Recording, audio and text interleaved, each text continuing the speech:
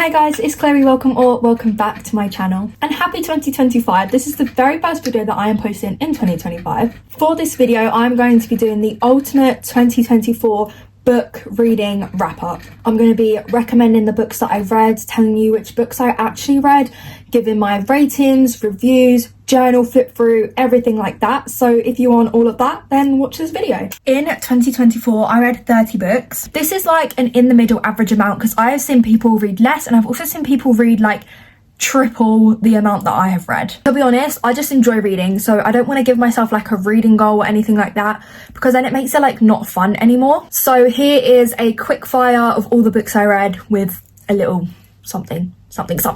Kindling. This was such a very good autumnal read. I'm definitely reading this next year. 10 out of 10. Twisted Love. This was such a good book. It was like really short as well, so I felt like it could have been a bit longer. Cinnamon Bun Bookstore. Do not be fooled by this cover. It is not a cozy little autumnal read. I read this in November expecting that. It's set in summer. The Pumpkin Spice Cafe. This one, so good. Things We Left Behind. This was the very first book that I read this year. This is still one of my favorite books to this day. Better Than the Movies. This was a very good, very fast book. Don't really know what else to say about this one. Never Lie by Frida McFadden. I read this in a few days.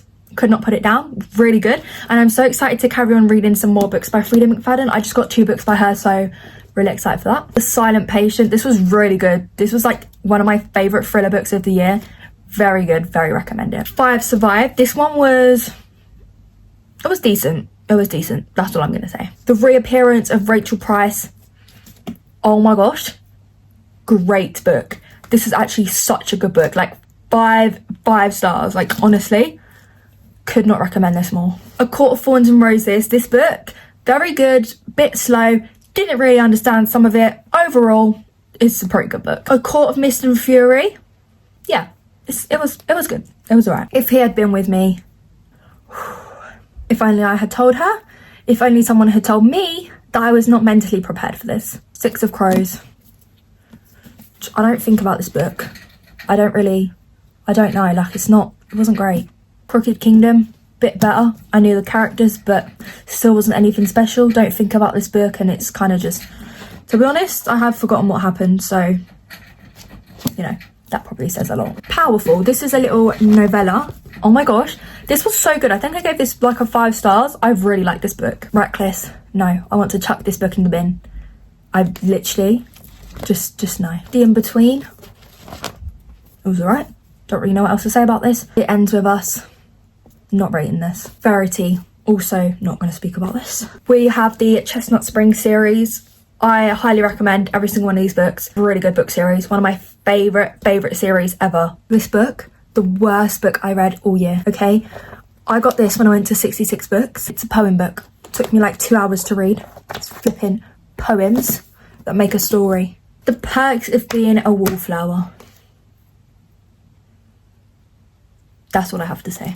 Checkmate, pretty average. Taylor Swift references, so that made it better. And last but not least, we have Happy Place by Emily Henry. This was my first time reading a Emily Henry book, and I'm not gonna lie, I was very disappointed.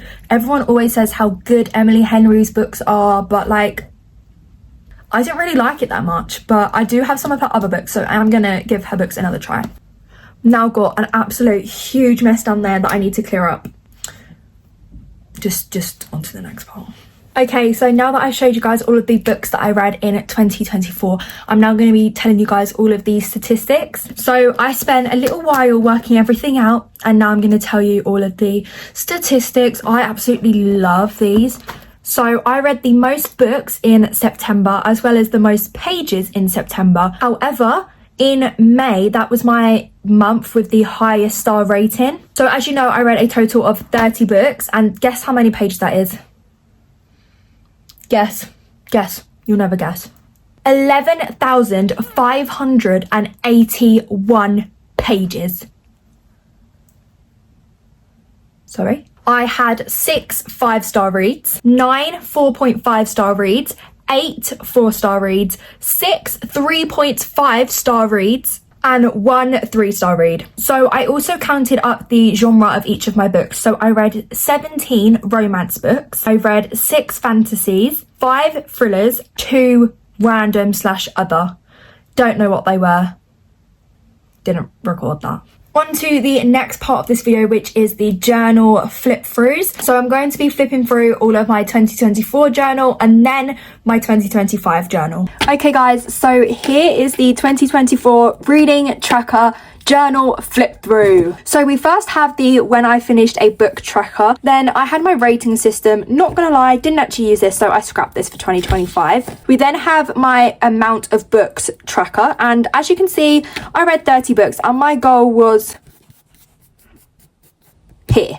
This is my genre counter. This is where I got the statistics from before. So I literally just like filled it up almost like a bar. And I also did the alphabet challenge and I surprisingly didn't even fill in that much. Then I did the book bingo. I did not reread a book. I did not read a book with more than 6 words in the title, and a book did not make me cry. So, you know, I did pretty good with the book bingo. So now we have the January setup. These are the books that I read in January, the days that I read tracker. I just love to do this because then I can track what days I read, what days I didn't, what days I finished a book, etc. And you'll see this is a common occurrence in each of my monthly spreads. I then have the wrap up. I just like to, you know, see how many books I read and all the statistics and everything each month. Then we have February. I also did like a little Dutch door kind of spread for February. And as you can see, there is definitely a common occurrence with each of the pages. So for the rest of the months, I'm literally just going to flip through with no talking. So it will be, you know, better to look at.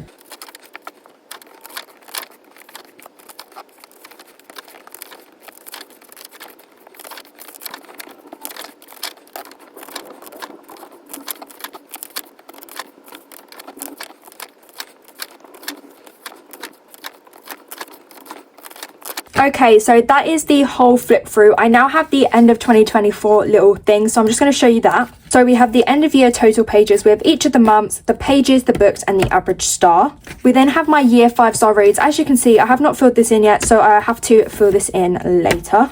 So we have each month I wrote the best book, and then I did like these two went against each other, these two, these two, these two. You get the picture. In the end, we ended up with 3 of the best books, which were Things We Left Behind, If Only I Had Told Her, and Kindling. We then have the wrap up, which is what I read to you guys earlier, 2025 journal. The first thing we have is 25 books to read in 2025. Obviously right now I've only got 10 written down. I'll probably add more as the year goes on. We also have the year at a glance, so I'm going to see every single day whether I read, didn't read, or finished a book, and then it's just going to have like, I don't know, it's just going to be nice. Then I have my little bookshelves. So every time I finish a book, I'm going to colour it in and write the title. We then have the number of books I've read and Tetris with books. And then the books that I read in 2025, just because I want them all to like, you know, be in the same place. Also have my 2025 TBR. And as you can see, I have not filled this in yet. So I do need to fill this in before I can move on. And have my genre tracker. I'm just going to do like a little tally chart because I feel like that looks cuter. We then have the alphabet challenge. I also did not space this out very well, so it looks very questionable. Then have book bingo, books I read per month. Finally, we have the January title page, and each month I'm only going to write on this page what books I read and on this page the wrap up, so it's a little bit less work for me. Since last year I actually realised it was a lot of work to keep up with this. Okay guys, this brings me on to my final section of this video, which is book series that I'm in the middle of and if I'm going to continue them or decide not to. The first series that I'm in the middle of is the Twisted series. So obviously, as you saw before, I read Twisted Love and I absolutely love that book. So I am definitely going to be continuing the series. Next we have the ACOTAR series. So obviously I've read A Court of Thorns and Roses and A Court of Mist and Furies. There is 3 books left. I was not going to continue these, however I have the book, so I thought, you know what, I might as well just continue with these books. So I think I am going to, but that is not definite yet. The next is the Boys of Tommen series. Now I actually haven't finished the first book, which is Binding 13, but I got the rest of the books for Christmas. I am obsessed with Binding 13, so I am 100% going to be continuing that series in 2025. I literally have so many series that I have and have not even started to read yet, so I need to get reading because I have well over 100 books that I have not read yet. That is everything for this video. I really hope you guys enjoyed it. If you enjoyed this video, please subscribe. There's going to be lots more good content coming out in 2025, such as evening routines, spend the days with me, more book vlogs, you know, I'm going to be productive and stuff like that. Maybe my workout routine or what I eat in a day. So make sure you subscribe so that you don't miss future videos. And that is everything for this video. Bye guys!